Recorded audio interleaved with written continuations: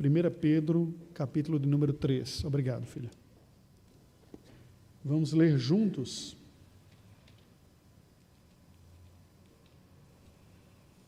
O versículo de número 7. 1 Pedro 3, 7.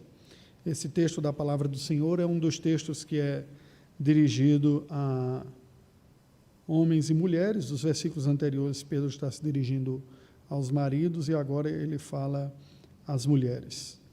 1 Pedro 3, ou melhor, o contrário, dos versos de 1 a 6 ele se dirige às mulheres e agora no verso 7 aos maridos. Vamos ler? Maridos, vós igualmente vivei a vida comum do lar, com discernimento e tendo consideração para com a vossa mulher como parte mais frágil. Tratai-a com dignidade, porque sois, juntamente, herdeiros da mesma graça de vida, para que não se interrompam as vossas orações. Amém. Esse texto, como eu falei, é um daqueles textos bíblicos que está se dirigindo aos casais, né? Pedro aqui, então, dirige a sua palavra aos maridos nos versos primeiros, às esposas no verso primeiro, e no verso de número 7 se dirige aos maridos. O tema que nós vamos estudar hoje é o tema do tratamento das mulheres. Nós vamos pegar alguns tópicos aqui, e aí eu recorri a uma das duas que eu convivo, né, em casa, e disse, vamos lá comigo, para você me dar um retorno do olhar feminino aí, que é a Esther. Depois faça suas anotações, e ela é boa de crítica, não sei a quem ela puxou, mas ela é boa de... faça as anotações e me ajude aí, mas isso vale para vocês também, tá? Porque uma das coisas que eu tenho percebido é que por mais que nós queiramos atenuar as diferenças que existem entre homens e mulheres, que não são apenas físicas, elas são comportamentais, são sensoriais, são da vida como um todo, por mais que a nossa época contemporânea queira atenuar, as diferenças são significativas, né? E muitas vezes nós não somos tão rápidos para perceber algumas destas coisas. Bem, é verdade que o texto bíblico, tanto o texto do Antigo Testamento quanto o texto do Novo Testamento, foi escrito em épocas e culturas em que as funções sociais entre homens e mulheres estavam muito mais claramente demarcadas do que as de hoje, não é? Função do homem, função da mulher, atribuições sociais, comportamentais. É verdade também que o universo bíblico, a cultura bíblica, tanto do Antigo quanto do Novo Testamento, tem um padrão de responsabilidade patriarcal, não é? Apresenta sobre os homens a responsabilidade do cuidado e da gerência da vida familiar. É verdade também, e tudo isso eu estou colocando como pressuposto para a gente entrar na nossa discussão, não é?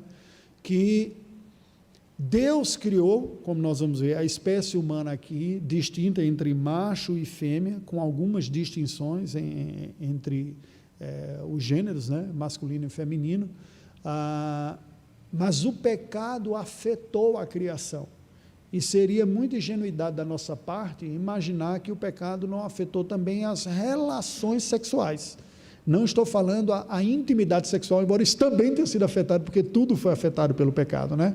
É isto que diz a doutrina da depravação total. Depravação total não é que você é tão prostituído que nem a Afonso Pena lhe tolera, né? À noite, não é nesse sentido. A depravação total é que a mancha do pecado afetou tudo que existe em nós. Não há única área do ser humano que a gente possa dizer, isso aqui ficou livre do pecado. Não há, tudo foi. Nosso corpo, nossa mente, nossa alma, nossos desejos, sentimentos, nossa vontade, nossa inteligência, nossa espiritualidade, não há nada purinho dentro de nós. Tudo foi. Isso implica dizer as relações também. Como diz Pedro aqui neste versículo, maridos, vós igualmente vivei a vida comum do lar. Veja que há algumas exortações aqui. A primeira delas é viva a vida comum do lar com discernimento. E aqui de antemão a gente já pode pensar que, historicamente, e aí até em abordagens não cristãs ou não bíblicas, identificam uma identificação, uma vocação masculina com o universo mais exterior, enquanto que a feminina com o universo mais doméstico, né? psicólogos e vem tratado de uma origem no passado, até da época das cavernas e tudo, que ao homem cabia caçar, né? E a mulher cozinhar ou cuidar nesse sentido. Para o homem é preciso ouvir a exortação de que ele também tem responsabilidade doméstica, né? E que sentido doméstico aqui? Embora algumas mulheres gostariam muito que eu dissesse aqui de lavar prato, passar roupa, coisas desse tipo, né? Isso vai fazer parte, você vai dividir, mas a ideia aqui não é propriamente a atividade dentro de casa, mas a vida familiar. Participar da vida doméstica, precisamente, olha, faz parte, porque a tendência do homem é olhar muito para o lado de fora, para o trabalho, para a conquista, para a aquisição. Ao longo da história a gente vê isso, as guerras, as lutas, os trabalhos, né? Enquanto que a mãe, como mãe mamífera, sempre teve mais ligada à sua cria, que gerou dentro dela, que nasce e mama dela, né? Então essa proximidade. E aí preste atenção, um dado curioso e triste. Eu já falei, eu não me lembro em qual foi a ocasião, se foi um estudo aqui de quinta-feira ou foi um de domingo, que as estatísticas apontam o grandioso malefício da ausência paterna na vida doméstica.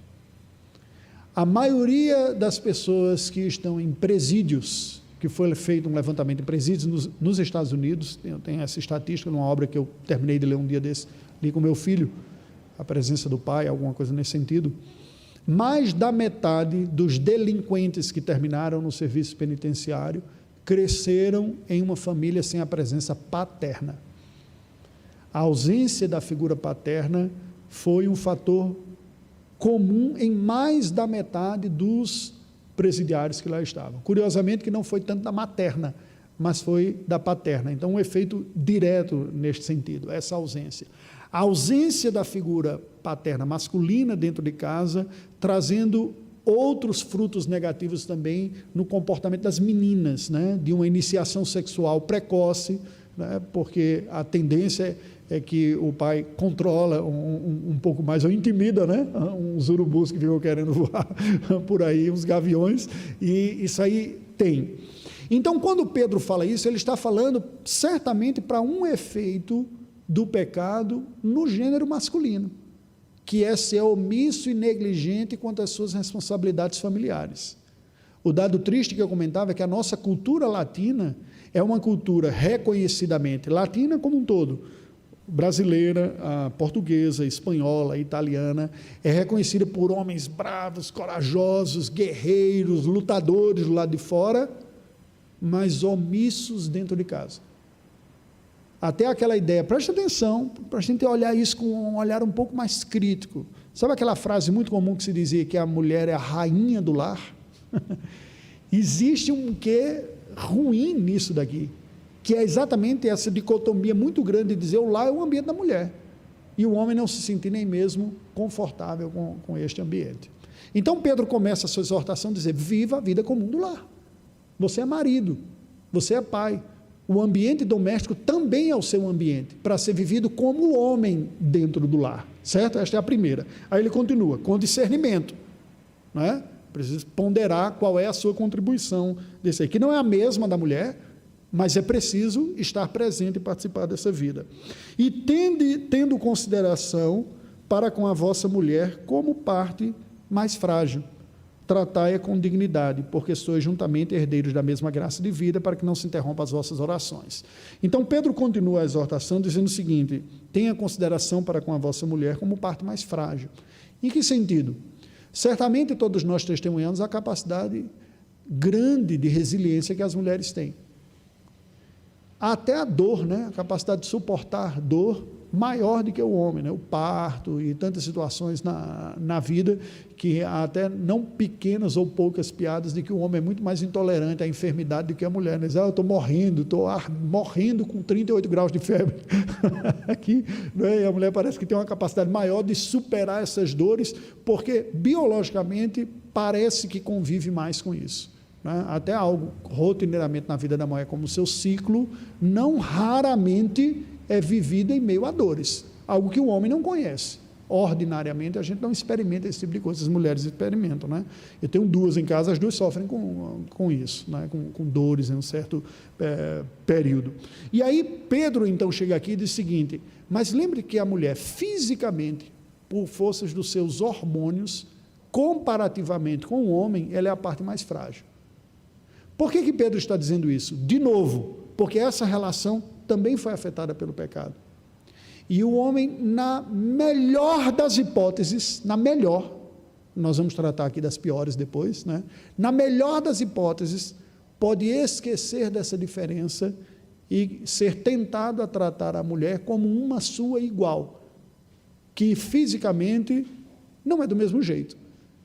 Então, uma brincadeira que entre homens seria normal e tolerável, não convém do homem para com a mulher, em termos de força bruta e tudo. Então, Pedro está dizendo o seguinte: olha, não é.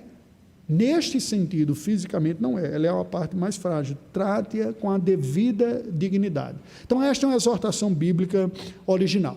Vamos voltar para o livro de Gênesis. Vamos começar lá no início, para a gente entender um pouco melhor essa questão e o tratamento das mulheres a partir da palavra do Senhor. Gênesis capítulo 1, vamos pensar na criação aqui. Gênesis capítulo 1, versículo 27. Então, o primeiro ponto que é preciso ser dito aqui é que o tratamento para com a mulher, que deve ser dado por parte dos homens, é um tratamento de alguém de igual glória. Glória como criatura criada à imagem e semelhança de Deus. Veja que Pedro tinha dito isso, né? No versículo 7, quando ele diz: tratai-a com dignidade, porque sois juntamente herdeiros da mesma graça de vida. Juntamente, é igual, não há uma distinção. De onde que vem essa igualdade? Da criação. Em Gênesis 1, 27 nos diz: criou, pois, Deus o homem, e aqui homem é a humanidade, né? Adão, humanidade, à sua imagem, a imagem de Deus o criou. Macho e fêmea os criou. Homem e mulher, literalmente no hebraico aqui, é macho e fêmea. No português, eles traduziram por homem e mulher, porque normalmente os termos macho e fêmea na língua portuguesa, elas são termos que são mais usados ao mundo animal. Né? Parece ser um pouco grosso você falar da espécie humana em termos de macho e fêmea. Esse é o macho humano, essa é a fêmea humana. A gente usa homem e mulher, né? Mas homem e mulher também é usado para marido e mulher, ou esposo e esposa. Mas literalmente na língua hebraica o que foi dito é: quando Deus cria a espécie humana, cria uma espécie sexuada de 2 sexos, né? Macho e fêmea. Ambos, diz o texto, uma humanidade que foi criada como? Conforme a imagem e semelhança do Senhor. Portanto, biblicamente, não há superioridade ou inferioridade em termos de qualidade espiritual. Não há. Né? Não há superioridade e inferioridade. A diferença não é hierárquica em termos qualitativos. A diferença é funcional e de atributos até biológicos também. Macho e fêmea, e emocional, né, do que vem, são outros como um todo. É preciso nós lembrarmos de início isso. Bem, isso pode parecer óbvio até, ou básico, né? Mas preste atenção, foi algo revolucionário. Moisés escreveu esse texto 1500 anos antes de Cristo, quando inúmeras civilizações tratavam de maneira significativamente, muitas delas de forma discriminatória, as mulheres.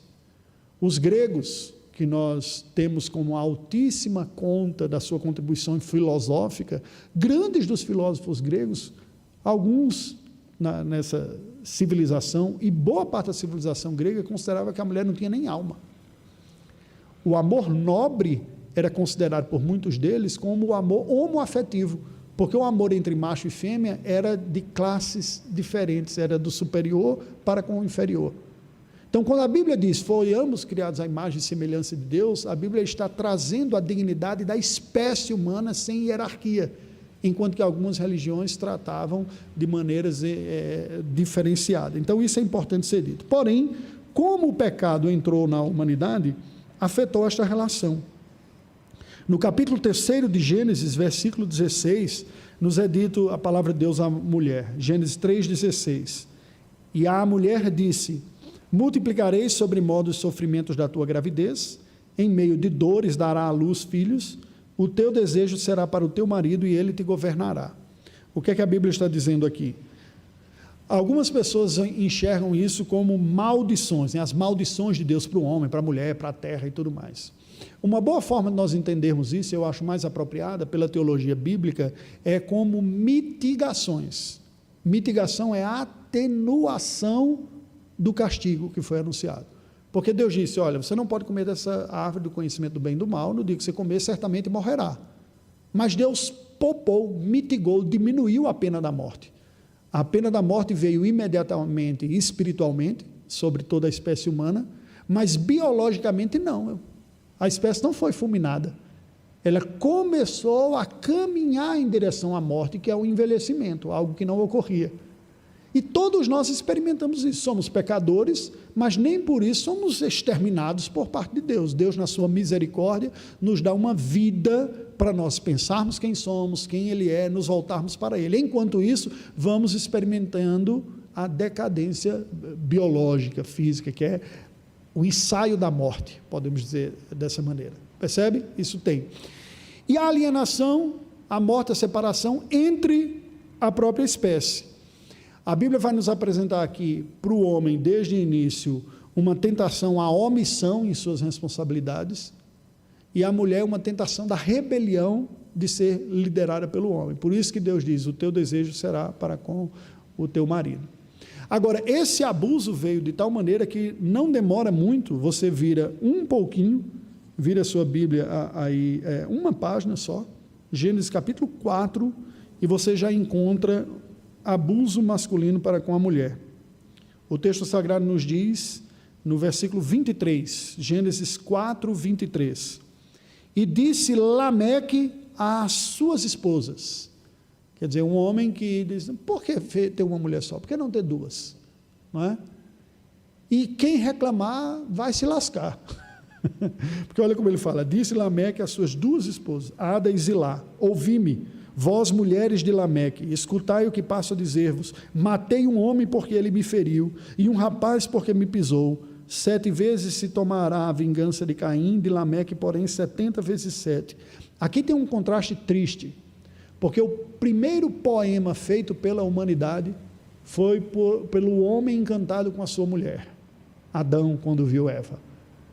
Tu, afinal, é osso dos meus ossos e carne da minha carne, chamar-se-á varoa, porque do varão foi tomada.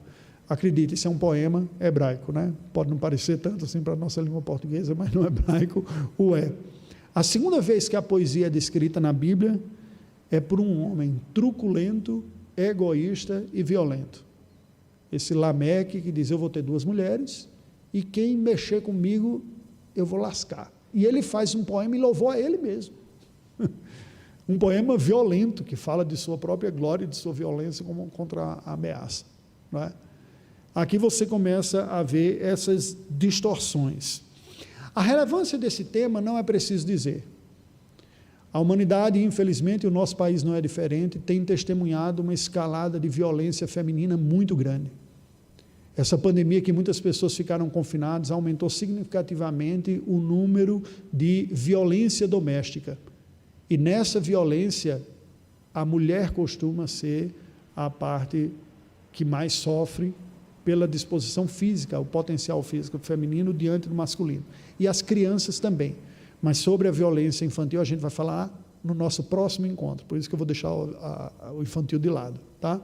Veja, a nossa série de estudos aqui está sendo como que a nossa fé cristã nos capacita a atuar na sociedade. Então este é um olhar que muitas vezes está ausente da nossa vista.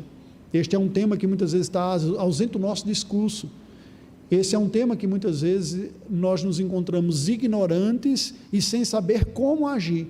Está fora do âmbito religioso, está dentro da vida social, mas presente de uma forma muito maior do que nós gostaríamos de admitir.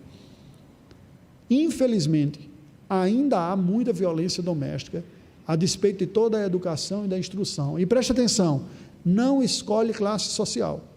A violência doméstica existe nas comunidades e existe nos condomínios luxuosos. Vocês têm acompanhado, de vez em quando sai notícia no jornal aí, de uma mulher que foi lançada de um prédio, num condomínio de luxo, outra que foi esquartejada. Também ocorre no sentido contrário, mas o mais comum é a violência contra a mulher. O que nós temos a dizer sobre isso? O que a palavra de Deus tem a dizer sobre o tratamento das mulheres? Bem, primeiro eu gostaria de dizer para vocês que esta não é uma realidade recente, ela está presente desde os primórdios. Gênesis 34 nos conta uma das primeiras tragédias de violência contra a mulher. O caso de Diná e Siquém. Siquém era um príncipe da cidade de Siquém, o pai dá o nome do filho à cidade, né? Ou da cidade ao filho. E nós imaginamos que, em contextos como esse, nos parece bem aquela imagem daquele playboy mimado, sabe? Aquele rapaz que teve de tudo na vida e que não encontrava não estava acostumado a receber não da parte de ninguém, nem do seu pai, nem de ninguém. E o texto sagrado nos diz que ele viu Diná, a filha de Jacó, e se encantou com a sua beleza. No entanto, o que este homem fez? Este jovem forçou a jovem Diná a ter relação com ele. Versículo número 5. Quando soube Jacó, um pouco antes, versículo 3 a 5. Sua alma, falando de Siquém, se apegou a Diná, filha de Jacó, e amou o jovem, e falou-lhe ao coração. Então disse Siquém a Hamor, seu pai, consegue-me esta jovem para esposa. Quando soube Jacó que Diná, sua filha, fora violada por Siquém, estavam seus filhos no campo com o gado, calou-se, pois, até que voltassem. A descrição está no verso 2. Viu a Siquém, filho do heveu Hamor, que era príncipe daquela terra, e tomando-a, a possuiu e assim a humilhou. A mulher é tratada como objeto do seu próprio prazer. Numa relação de força sendo mais fragilizada, ele violenta essa mulher e o desfecho da história é uma outra tragédia. Os seus irmãos, querendo fazer uma espécie de vingança da honra da sua irmã, tramam toda uma situação para castigar e punir e executam os homens daquela cidade. Mas a base disso esteve nesta violência feminina. O universo masculino não é exatamente o mesmo da mulher. A maneira de enxergar a vida, de sentir, de perceber a realidade é diferente. Nós, homens, costumamos ser mais insensíveis para ler a alma do que a mulher. Aquele negócio que a mulher tem um sexto sentido, né, que as pessoas dizem, é exatamente uma capacidade de perceber sentimentos, ideias que normalmente fogem mais aos homens. No primeiro livro de Samuel, capítulo 1, nós vemos um exemplo dessa insensibilidade masculina quanto à realidade feminina. A Bíblia nos fala a história de Ana, uma mulher amada pelo seu marido, Eucana, mas que não tinha filhos, não engravidava e que ficava muito triste com isso. Porém, o texto sagrado nos apresenta uma situação em que o próprio Deus intervém na vida de Ana e lhe concede esta graça, mas ela se dirige ao templo e lá tem um sacerdote chamado Eli. Olha o que nos é dito aí a partir do versículo, deixa eu dar uma olhada aqui, a partir do verso 9 conta a história de Ana, que ela orou abundantemente, mas a parte, verso 13, olha só o que nos diz, 12 e 13. Demorando-se ela no orar perante o Senhor, passou Eli a observar-lhe o movimento dos lábios. Porquanto Ana só no coração falava, seus lábios se moviam, porém não se lhe ouvia voz nenhuma. Por isso Eli a teve por embriagada. E lhe disse, até quando estarás tu embriagada? Aparta de ti esse vinho. Porém Ana respondeu, não, Senhor meu. Eu sou mulher atribulada de espírito, não bebi nem vinho, nem bebida forte. Porém venho derramando a minha alma perante o Senhor. Não tenhas, pois, a tua serva por filha de Belial, porque pelo excesso da minha ansiedade e da minha aflição é que tenho falado até agora. Então lhe respondeu Eli, vai-te em paz e o Deus de Israel te conceda a petição que lhe fizeste. E disse a ela, ache a tua serva mercê diante de ti. Assim a mulher se foi seu caminho e comeu, e o seu semblante já não era triste. Então aqui nós vemos essa diferenciação, essa certa incapacidade. Veja, primeiro nós temos aquele jovem que diz o texto sagrado que amou aquela mulher, amou perdidamente. Essa é uma das dimensões do conceito de amor, aquele amor de paixão erótico, que muitas vezes nós tendemos a olhar só como negativo no meio religioso. Mas a atração entre um homem e uma mulher, a atração sexual natural na espécie humana, é uma bênção de Deus, é legítimo. Só que como o pecado afetou a humanidade, aqui é um exemplo típico de como isso, levado às últimas consequências, acabou gerando impiedade. Mas espera aí, a pessoa, por mais que você queira, ache bonita, agradável, e queira desfrutar da intimidade com outra pessoa, ela não é um saco, né? Não é um objeto para o seu prazer. É preciso haver uma sensibilidade e construir este relacionamento em respeito com o outro, que foi o que Amor não fez. Essa sensibilidade aparece aqui em Eli, de entender a alma humana com os seus dramas, mas os seus dramas não apenas aqui. Nós temos um outro exemplo, o exemplo de Nabal e Abigail, né? Nabal, um homem truculento, rico também, cheio de posse, e Abigail, uma pessoa mais sensível, e que, pela sua sabedoria, ela intervém junto a Davi e elimina o massacre. Mas na casa de Davi, nós vemos um outro exemplo triste de violência contra a mulher. Segundo livro de Samuel, capítulo 13, o incesto de Amnon. O texto sagrado nos relata, ao longo de todo esse capítulo, aqui, até o versículo 22, especificamente, este episódio dramático, que termina com a própria morte de Amnon.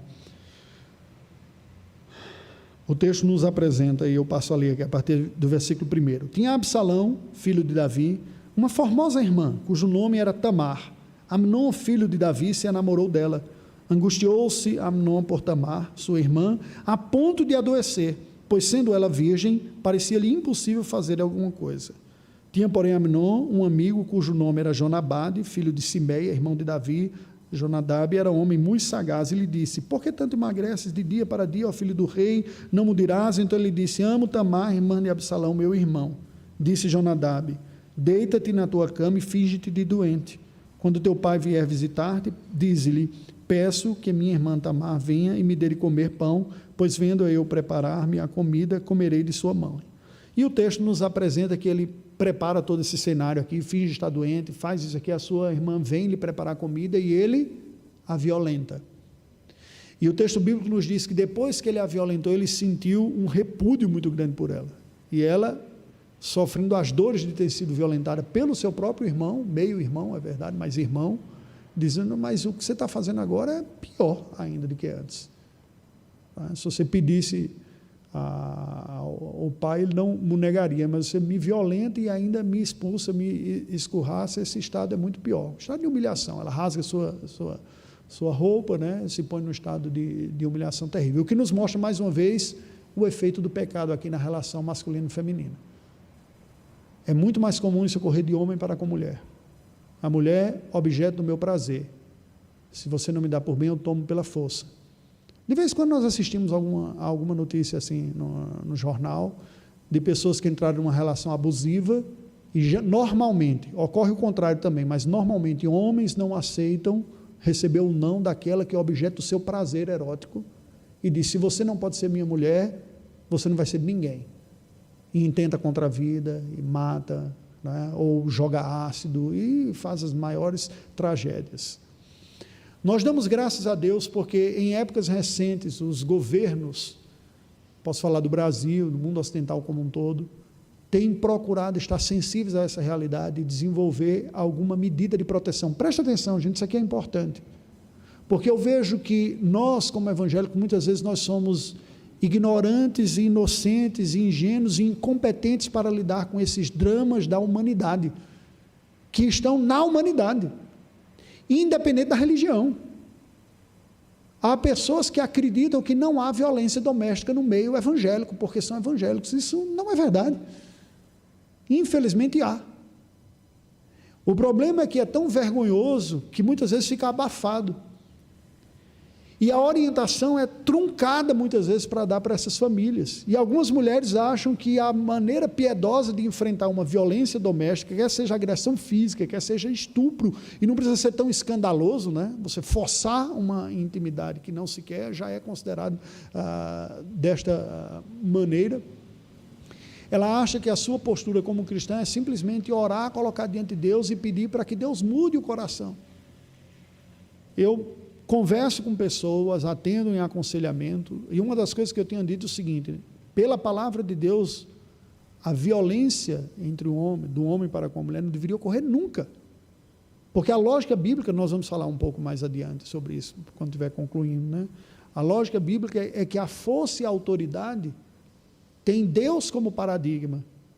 E Deus, como paradigma de força e autoridade, usa seu poder, sua força e sua autoridade para o bem, para a proteção do fragilizado.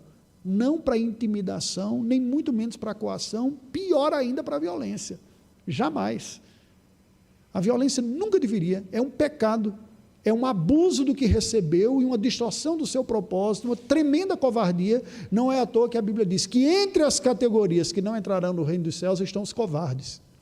Só que covarde, normalmente quando eu leio covarde, eu fico pensando naquele menino correndo com medo de uma surra. Não é? Mas essa ideia é muito ingênua, é muito infantil, né? A ideia de covardia melhor expressa é isso aqui. É alguém que faz uso de uma força que recebeu da parte de Deus para proteger o mais fraco, e abusa e violenta o mais. Não é o que é mais fraco que está tentando salvar a sua pele.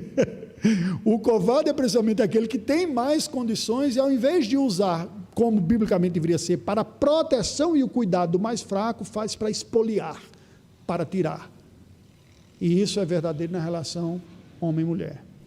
E aí eu dizia para algumas pessoas o seguinte: não era para ocorrer nunca, mas se ocorresse alguma vez, bastaria uma única, para nunca mais. Não resolve você simplesmente dizer: vou orar para que você pare de fazer isso. Teve uma violência, nós temos os recursos da graça comum de Deus. Preste atenção: polícia e lei entraram na história da humanidade porque uma coisa chamada pecado entrou. A polícia, o policiamento e a lei são recursos da graça comum de Deus para que o mundo não seja um caos. Por isso que a Bíblia diz que Deus constituiu as autoridades. Agora, muitas vezes o religioso tem crise e diz: mas o casamento, Deus colocou gente. Se a pessoa fez violência, põe a polícia para intervir. 190, diz: se você tocar em mim de novo, Lei Maria da Penha. Está totalmente contrário. Os nossos votos são votos de amor, de cuidado, de proteção. Você extrapolou um limite que nunca deveria ter extrapolado. E como eu sou a parte fragilizada aqui, pela graça de Deus, eu tenho recursos da graça comum para intervir. Claro que eu não você vai parar com isso, né? Depois vai buscar reconciliação, aconselhamento, sei lá o quê, mas não pode tolerar como sendo normal uma coisa que não é. E a forma que nós temos de parar uma força maligna é uma força benigna maior intervindo. Você não tem acesso direto a Deus, não é para você chegar assim: Deus, para a mão desse desgraçado, e ele ficar congelado assim. Mas você tem uma força que Deus constituiu naturalmente na humanidade, que é a polícia. Ela tem. Nós temos uma boa lei, a Lei Maria da Penha, e agora recentemente a ministra da Família, Cidadania, né, que é a Damares, propôs uma lei endurecendo mais a violência doméstica, contra a violência doméstica, para que a punição seja mais rigorosa contra. Percebe? São recursos da graça de Deus para um mundo afetado pelo pecado. Nós não podemos ser inocentes, mas preste atenção, nem coniventes com o mal. Não fazer nada diante do mal que vai se instalando é tomar parte omissa nessa história. E aí vocês conhecem as frases clássicas, né? Eu não me preocupo com as pessoas de mal propriamente, mas com os de bem que são omissos, porque eles perpetuam a maldade que tem. Então, se nós vemos ou tomamos conhecimento de violência doméstica do marido para com a esposa e nós nos acovardamos, nós estamos tomando parte naquilo. Como cristãos, nós não podemos ser omissos. Então, primeiro, vamos colocar de forma prática: eu jamais devo entrar numa atitude como essa, como homem. Eu fui, logo no início do meu casamento, a minha esposa me chamou a atenção por uma ira descontrolada que eu tive, eu a vi emocionada, e é algo que me traz dor, só lembrar disso, né? Até agora. E replicando muitas vezes imagens de outros contextos. E eu me lembro de ter visto aqueles: não, isso não está certo. Deus não me chamou para ser dessa maneira, né? Você nunca mais vai precisar sentir medo, né, de um homem irado desse jeito. Eu falo com dor no meu coração, estou confidenciando com vocês, isso é um desvio daquilo que foi. E por que nós devemos achar que é normal? E por que nós devemos ser coniventes com isso? O nosso dever é alertar, fazer uso dos recursos que a graça de Deus tem para intervir e para corrigir, né? E orientar, olha, vocês precisam de acompanhamento, de aconselhamento. E se houver violência, precisa de intervenção para parar isso. Entende? Eu me lembro quando estive participando de um evento lá na base Europa, nós fomos a uma reunião de atividades da Igreja Evangélica Presbiteriana da Espanha com a Igreja Reformada, e caminhando por lá eu vi alguns outdoors com um número falando, exortando a população a fazer denúncia contra a violência contra a mulher. Nós estamos falando não de um país do terceiro mundo, né? Chamado terceiro mundo, hoje não é mais assim que fala, né? Em desenvolvimento, eu ainda trago rancor da Guerra Fria, né? Da época que se falava assim, mas um país desenvolvido, que tinha uma campanha pública, porque ainda há um alto índice de violência doméstica, de homens contra as mulheres, e lá aquela campanha colocava um pontinho na mão, né? Mulheres que não tivessem condições de falar, o código, o sinal, é que ela desenhasse um ponto na sua mão e mostrasse. Eu vi recentemente algo semelhante, mas não lembro exatamente o que foi, de alguns códigos aí para serem ditos também em farmácias, em ambientes que estavam trabalhando. Que se você está em situação de abuso e a ameaça é tal que se você for falar, corre o risco de sofrer, comunique, mas eu não me lembro qual foi o código. Eu vi nesses dias, nessa semana aqui. Esses são recursos que nós precisamos pensar e orientar as pessoas que não podem permanecer debaixo desse tipo de situação. Entende? Então vamos pensar primeiro em nós que somos homens. De alguma maneira, eu tenho usado a minha força, você tem usado a sua força para intimidar, coagir, ou pior, até trazer dor ou sofrimento à mulher, isso é pecado. É preciso se arrepender profundamente. É vergonhoso até ter que citar isso ou dizer isso, mas deveria ser. Segundo ponto, se não é você quem está fazendo, ou você ao contrário, você é a mulher que está sofrendo isso, você tem que se opor a isso. Buscar auxílio, socorro. Se for alguém da igreja, denuncie, né? Busque pastor, conselho, diz, olha, está ocorrendo isso aqui, é preciso haver um processo aqui, uma cura, um processo disciplinar, algo, porque não está correto. Se você sofre risco, busque os recursos da graça de Deus, de medidas protetivas. Não pode haver omissão quanto a isso. Mas não é o seu caso, você nem é o agressor, nem é a vítima. Mas próximo a você, no seu ambiente familiar, doméstico, você está vendo ou testemunhando isso, você não pode ser omisso também.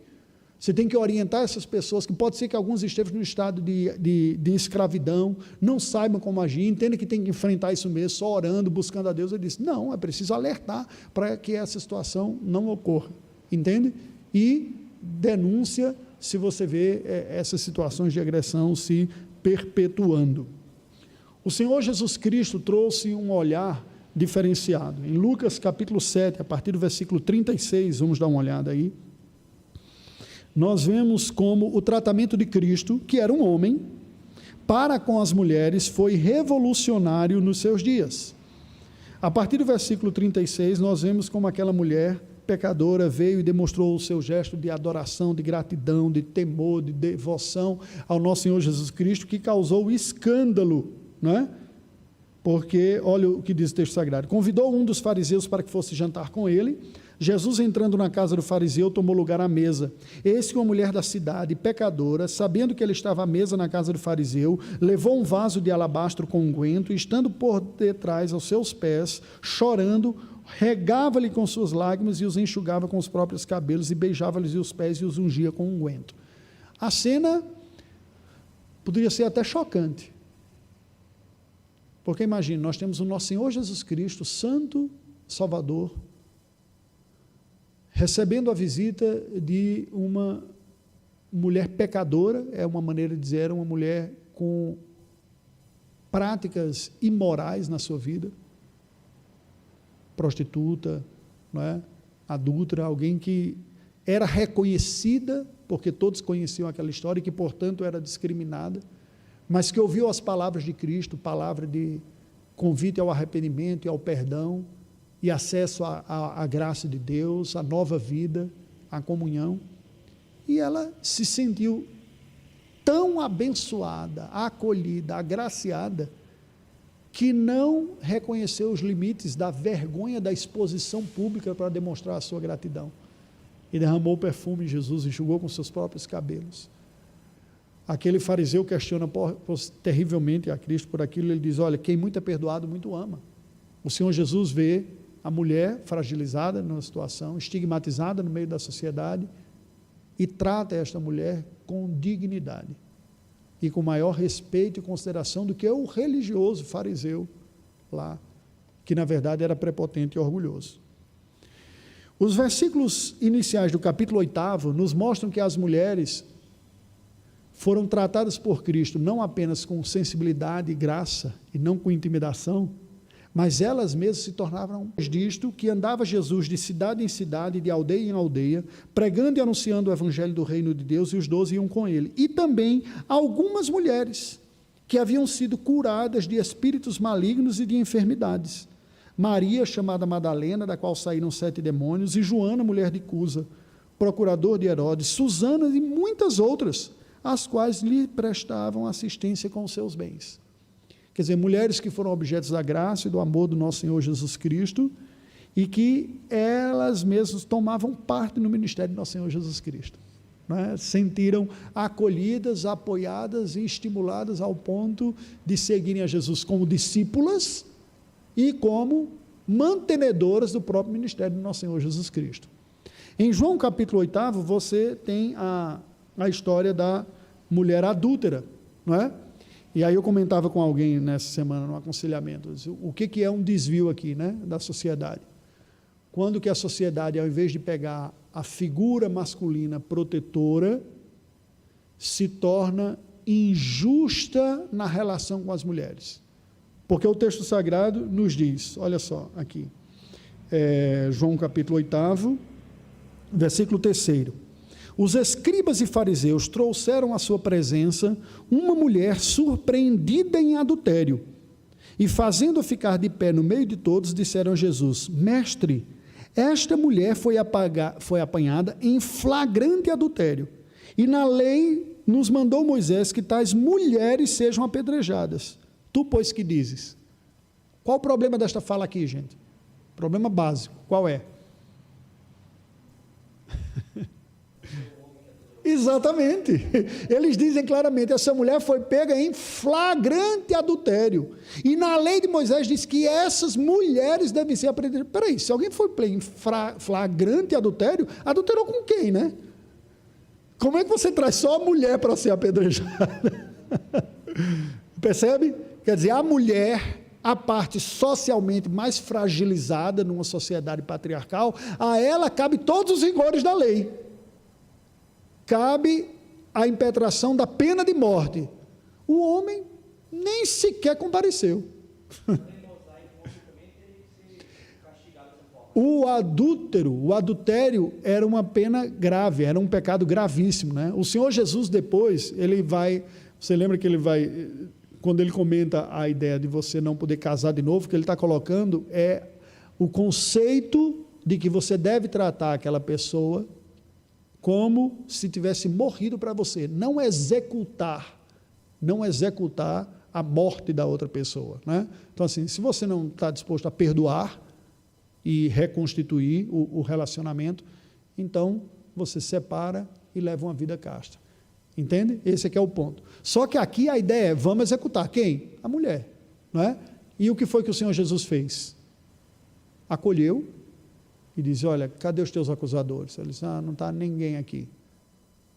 Ninguém, isso antes, né? Atire a primeira pedra quem não tem pecado cometido. Mas depois que eles saíram, né, perceberam, nós temos pecado também, a conversa dele com a mulher foi, se os teus acusadores não te acusam, eu também não te acuso.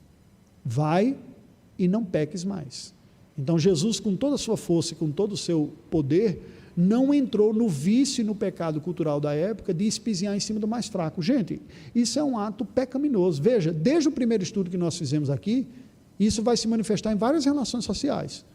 Com o pobre, com o pouco instruído, com o imigrante, com o marginalizado. O cara está por baixo, aí vem o covarde, aquele que não vai herdar o reino dos céus, e pisa ainda mais naquele que está fragilizado. Entende? Trazendo para essa nossa relação aqui dos sexos e dos gêneros, nós vemos que foi exatamente o oposto do que Cristo fez. Ele se colocou ao lado. Ele acolheu. Quem? A nossa pauta de hoje é a mulher, mas no ministério de nosso Senhor Jesus Cristo, todos os fragilizados, todos os marginalizados. O Senhor Jesus acolheu e foi recebido com gratidão e braços abertos pelos marginalizados. Os leprosos, os cobradores de impostos, os pecadores, né, como um todo, os gentios até. O Senhor Jesus estava convalidando a prática pecaminosa dessas pessoas? Não. Mas ele estava dizendo todos são pecadores, mas a graça do Senhor é suficiente para o perdão e a renovação da vida de todos. E eu os acolho e os recebo. Mas nas relações sociais, eles sabiam onde estava o ponto mais fraco. Em João capítulo 4, se voltar 4 capítulos antes, nós vemos o Senhor Jesus se aproximando daquela mulher samaritana. Ele vai à cidade de Samaria para alcançar uma mulher. Mulher, fragilizada. De vida moral, duvidosa, né? Vários casamentos e o último não estava casado com ele. O que é que nós vemos aqui? Força e poder sensível para com a parte frágil. E, no certo sentido, até priorizando, né? Porque ele a escolhe antes, ele a chama antes, e ela é canal de bênção para a vida dos outros. Para terminar esse texto, eu gostaria de ler com vocês essa nossa reflexão hoje, Efésios capítulo 5. Efésios capítulo 5, voltando para uma orientação bíblica entre maridos e mulheres. Como é que o homem deve olhar a mulher, biblicamente falando? Como é que a força masculina e o papel masculino deve atuar com relação à esposa? Efésios 5, de 21 a 33. Sujeitando-vos uns aos outros no temor de Cristo, as mulheres sejam submissas ao seu próprio marido como ao Senhor, porque o marido é o cabeça da mulher, como também Cristo é o cabeça da igreja. Olha a semelhança. Sendo este mesmo salvador do corpo. Como, porém, a igreja está sujeita a Cristo, assim também as mulheres sejam em tudo submissas ao seu marido. Maridos, amai a vossa mulher, como também Cristo amou a igreja e assim mesmo se entregou por ela, para que a santificasse, tendo-a purificado, por meio da lavagem de água pela palavra, para apresentar a si mesma igreja gloriosa, sem mácula, nem ruga, nem coisa semelhante, porém santa e sem defeito. Assim também maridos devem amar a sua mulher como ao próprio corpo. Quem ama a esposa a si mesmo se ama, porque ninguém jamais odiou a própria carne, e antes a alimenta e dela cuida, como também Cristo faz com a igreja, porque somos membros do seu corpo. Eis porque deixará o homem a seu pai e a sua mãe, e se unirá à sua mulher, e se tornarão os dois uma só carne. Grande é este mistério, mas eu me refiro a Cristo e à igreja. Não obstante vós, cada um per si, também ame a sua própria esposa, como a si mesmo, e a esposa respeite o marido. Enfim, para concluir, nós vemos que a orientação bíblica é que a força que o homem tem deve ser usada como Deus usa a força. O marido deve atuar com relação à sua esposa como Cristo atuou com relação à sua igreja, amando e sacrificando, não intimidando, abusando ou explorando. E como cristãos, nós temos que dizer isso à sociedade. Nós temos que orientar a sociedade nesse sentido, libertar mulheres com a palavra do Evangelho, dizer: não se submeta ou aceite realidades de exploração, não é isso que Deus quer para a sua vida. Libertar os homens dessa desgraça, desse desvio da sua masculinidade, para que eles desenvolvam a masculinidade bíblica. Não seja efeminado, mas use a força da sua masculinidade para proteger e cuidar aqueles que lhe foram colocados. Se você se acha tão fortão, tão corajoso assim, então vai brigar com quem pode bater em você. Vá defender a sua família das ameaças de fora e não ser você uma ameaça de dentro. Que Deus nos dê graça para cumprirmos essa santa vocação. Vamos orar ao Senhor. Deus bendito, nós te rendemos graças pelo teu amor, pelo teu cuidado, te rendemos graças pelo teu modelo da liderança e até mesmo da masculinidade.